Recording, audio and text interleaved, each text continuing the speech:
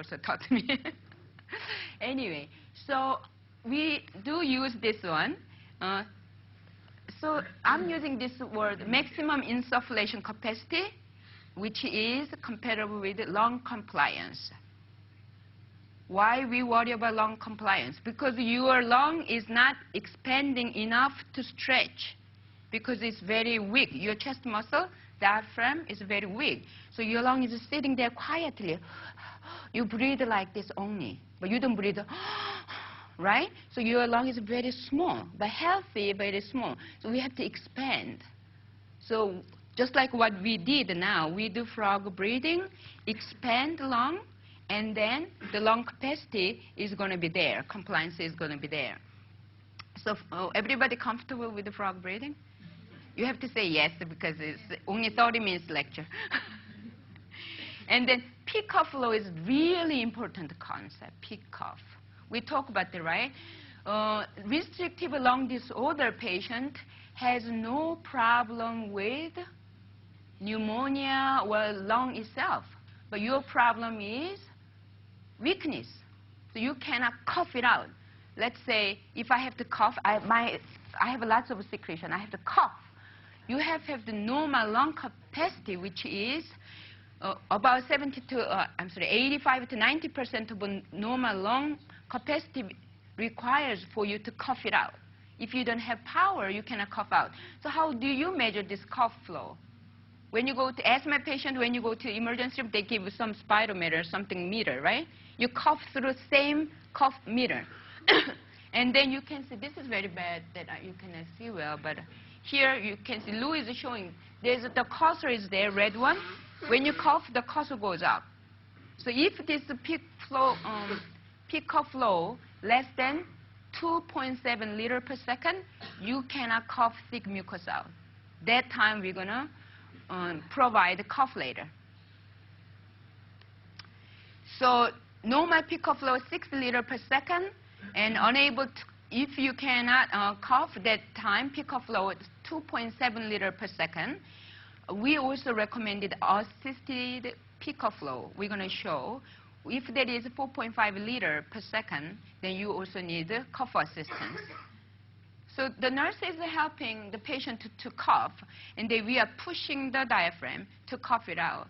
And then one hand goes here and preventing the reflux, which I cannot quite understand, actually, how we can prevent gastroesophageal reflux by only putting the hand here.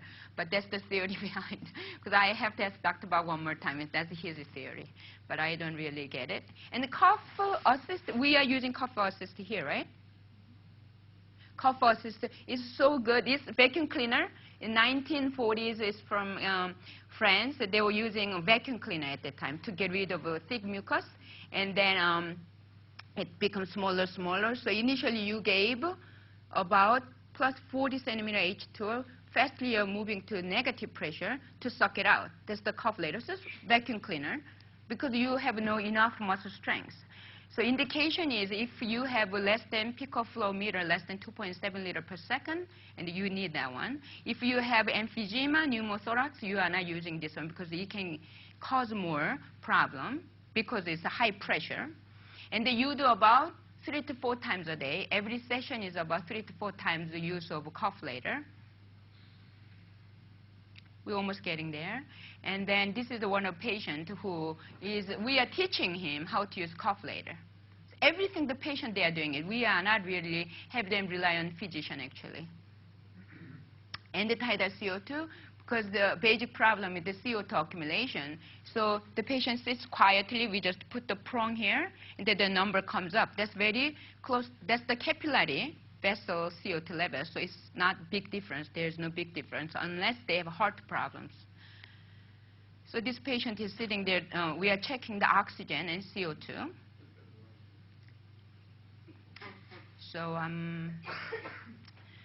I think I explained basic stuff now. So we are checking the CO2 level, oxygen, and then lung capacity, and also compliance.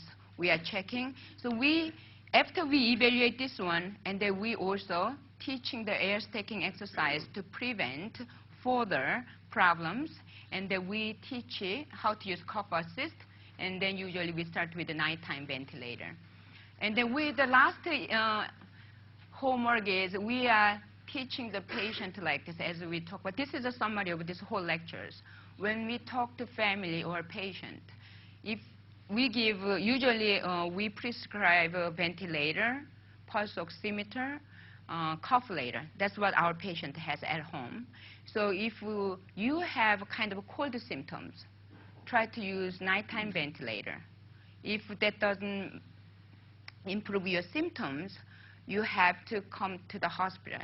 But usually when we have desaturation symptoms, when you use cough-lator, if that is coming from the thick mucus plugging, you're going to be all right, right? The cough-lator is going to get rid of the thick mucus. So your desaturation is going to go down. But after you use 3 times of a cough-lator, you still have difficulty breathing symptoms or desaturation on your pulse oximeter. That means you have really lung problems. You may have real pneumonia, real chest cold. That time, you have to go to the hospital. That's the way we educate the patient and family. So therefore, our patient really, they don't go to the emergency room. They don't really need the tracheostomy at all because we prevent these problems. So I think this is almost done. Yeah. So another one, vitamin O. He always saying vitamin O. We are giving oxygen just like a vitamin. It's like a Band-Aid treatment.